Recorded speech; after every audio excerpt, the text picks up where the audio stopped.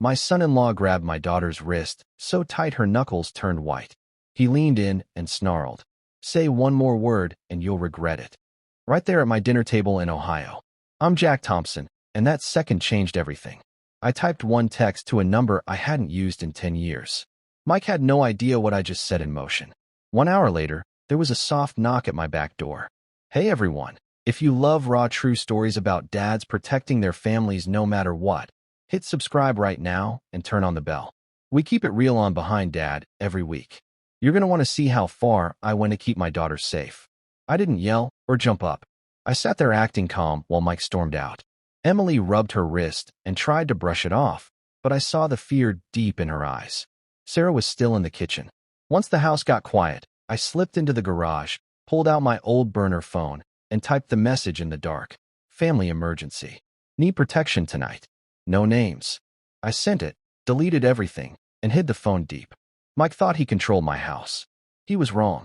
I had just started hiding the biggest secret of my life. 35 minutes later came 3 quiet knocks at the back door. I opened it a crack.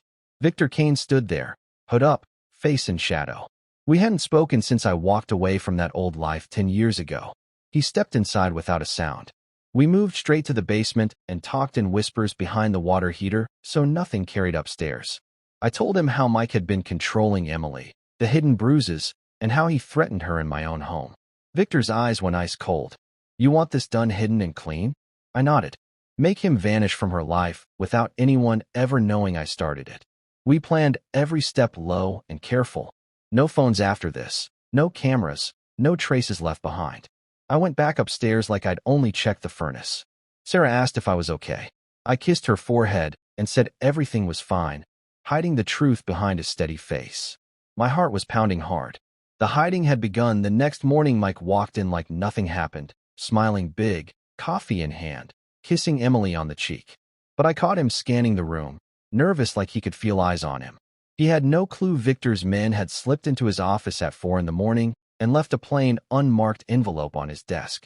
Inside were photos of his secret gambling debts, hidden bank accounts, and one quiet line. Touch her again, and your world ends without a sound. No fingerprints, no witnesses. Everything kept perfectly hidden. Emily noticed Mike acting jumpy all day, checking his phone nonstop and looking over his shoulder. For the first time in months, she sat at the table without shrinking down. I kept my face normal, hiding the storm I started.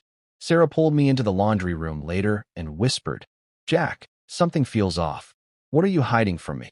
I held her close and said softly, "I'm handling it quietly. Trust me and keep this between us." She searched my eyes but didn't push. I hated hiding from her, but some things only work in the shadows. That afternoon, a block number called. Mike's voice came through shaky and low. "You did something, old man. I can feel it." I stayed silent and hung up. Victor had warned me this would happen. 2 of his guys waited 2 blocks away in an unmarked car, completely invisible. Mike drove past our street slowly that night, checking the house. I sat in the dark living room with all lights off, holding my breath. He finally left. Victor sent one self-deleting text. "He's rattled. Stay hidden." I erased it right away and kept everything quiet. Tension kept building after dark. Emily found me alone and quietly showed me the bruise she'd been hiding under her sleeve for days. She whispered that Mike's gambling losses were getting worse, and he was taking all his anger out on her. I kept my voice calm and steady. "Stay close to home tomorrow. Trust me and don't say a word to anyone." She nodded, eyes full of questions I couldn't answer yet without breaking the hiding. Victor came through the back door again just after midnight, moving silent like a ghost. We talked deep in the basement behind the water heater where no sound traveled upstairs. He laid out the final hidden push. His contact would quietly corner Mike's biggest creditor with pressure, so heavy Mike would have no choice but to run. "After this you go back to your normal life, Jack." "I disappear completely," he said. We shook hands like old times. Everything stayed hidden and clean. The next evening headlights suddenly lit up the whole driveway. Mike showed up with 2 rough-looking guys. I stayed hidden behind the curtains, baseball bat ready but out of sight. They pounded hard on the front door yelling my name. I didn't answer. Then came the distant sirens, Victor's last hidden card. The men panicked, jumped back in the truck, and sped off. Mike pointed back at the house before disappearing into the night. "This ain't over," he shouted. I turned to Emily and Sarah, both pale and scared. "It's almost finished. Just stay inside and keep trusting me." The hiding was working, but we still had one final night. Just before midnight came the softest knock at the back door again. I opened it carefully, expecting Victor. Instead, Rachel, Mike's half-sister, slipped inside fast so no neighbors would see. She looked tired and nervous. "He broke down and called me last night," she whispered. "Told me everything. The debts, the threats, how invisible forces turned his whole world upside down. He's checking into rehab tomorrow morning in another state and already signed the divorce papers." She handed me the envelope. Emily came downstairs quietly and read the letter with tears running down her face. It was a real apology mixed with fear of the hidden powers that had cornered him so cleanly. Sarah held her daughter tight. I stepped out to the garage for a moment and saw Victor's final self-deleting message. "Debt cleared.